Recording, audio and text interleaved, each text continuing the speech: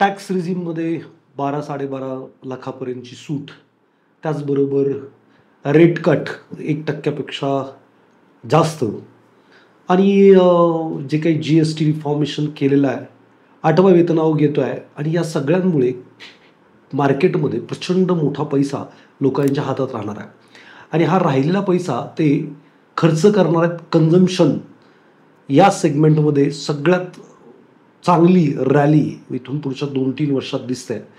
तर अजून याचा कुठलाही जास्त बोलबाला नाही झालेला.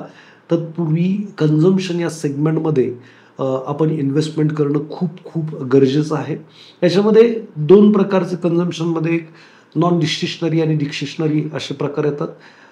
पर्याय नाही किंवा पर्याय आहे, जगण्यासाठी गरजेचं नाही आहे, असे डिस्क्रिशनरी ज्या काही कंपन्या आहेत याच्यामध्ये चांगला बूस्ट दिसतो, ज्याच्यामध्ये ऑटो येऊ शकेल तुमचं, खूप साऱ्या गोष्टी ज्या जगण्यासाठी गरजेच्या नाही आहेत. AC असेल किंवा फ्रीज असेल, जगायला नसतील तरी चालू शकतं, पण लोक ते घेणार आणि मोठ्या मोठ्या घेणार. मोठं स्पेंडिंग ते रिटेल स्टोअरमध्ये जाऊन करणार. नॉन डिक्शनरीमध्ये जगण्यासाठी गरजेचं अन्न जे काय बघा, आता अन्नामधली डबल जेवू शकत नाही आपण किती पण पैसे खिशात राहिले तर थोडं नॉन डिक्शनरी हा पार्टला जास्त स्ट्रक्चर स्टोरी आहेच आहे ती, पण सगळ्यात जास्त बूस्ट येईल ते नॉन डिक्शनरी या सेगमेंटमध्ये येईल. तर तुम्ही कन्झम्पशन या थीममध्ये चांगले पैसे इन्व्हेस्ट करू शकता. लमसम इन्व्हेस्ट करण्याची वेळ आहे, याच्यामध्ये SIP वगैरे करण्याची गरज नाही आहे.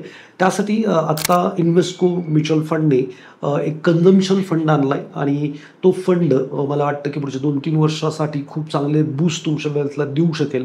तर प्रत्येकाने या फंडमध्ये जेवढी जास्तीत जास्त रक्कम गुंतवता येईल तेवढी गुंतवली तर हरकत नसावी असं मला वाटतं. कारण का की ही जर स्टोरी चालणारच आहे, पहिली जशी PSU स्टोरी चालली किंवा बूस्ट मिळतो इन्फ्राला, मागे चांगला बूस्ट मिळाला आणि 2-3 वर्षातच पैसे डबल वगैरे असे झाले होते.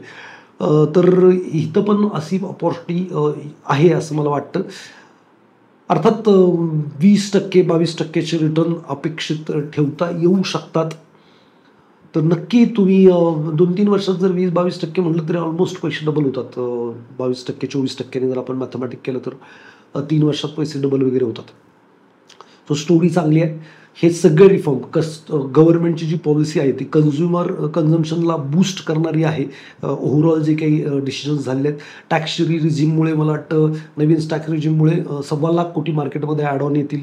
त्याचबरोबर रेट कट अजून तेवढेशे लोकांपर्यंत पोहोचलेले नाहीत, ते पण आता बँका पास ऑन करायला सुरुवात करतील. पर्सनल लोन इकडे तिकडे अजून काही त्यांनी केलं नव्हतं, ते आता तुम्हाला पाहायला मिळेल. त्याच्यामुळे सुद्धा जे काही लेंडिंग आहे किंवा कर्ज घेण्याची मानसिकता आहे, व्याजदर कमी असल्यामुळे मोठ्या प्रमाणावर होऊ शकेल.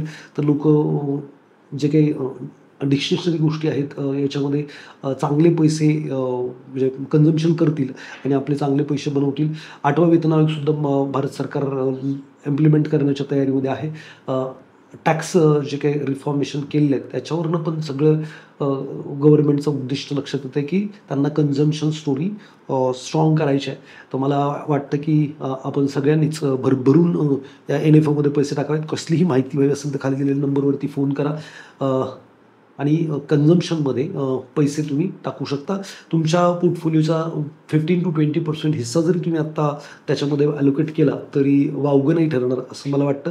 सो नक्कीच तुमच्या मित्रांना, नातेवाईकांना हा व्हिडिओ फॉरवर्ड करा. चॅनलवरती नवीन असेल तर सबस्क्राईब करायला विसरू नका, कारण असेच सेक्टरबद्दल किंवा याच्याबद्दल मी माहिती घेऊन येत असतो. भेटूयात पुढच्या व्हिडिओमध्ये.